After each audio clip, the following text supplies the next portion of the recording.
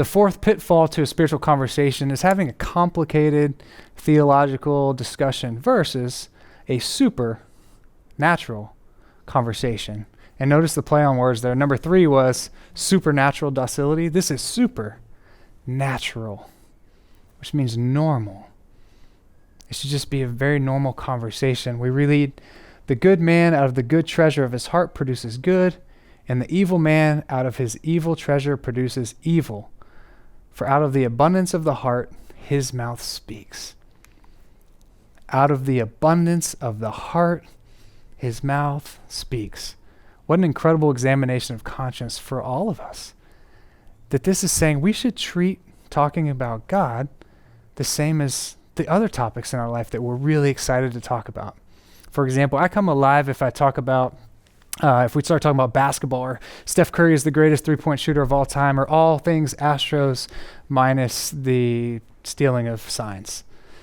Steve Bollman comes alive if you bring up gelato in Rome or Gothic cathedrals in Paris. What are those things for you, right? We all have certain topics that we just love to talk about. Do we treat talking about God the same as we treat talking about these other topics? But here's the deal. We should have even more zeal in this area. Why? Because God is our number one passion. And if we rely on the Holy Spirit, right, we become inspired. That's actually the root of that word, inspired. The Spirit. The Spirit inspires us. So it's okay that I love to talk about the Astros, but how much more should I come alive? How much more should I be inspired and animated when talking about spiritual matters? To say, out of the abundance of the heart, the mouth speaks, is to say, have an authentic, a natural conversation, not a complicated, not a sales pitch.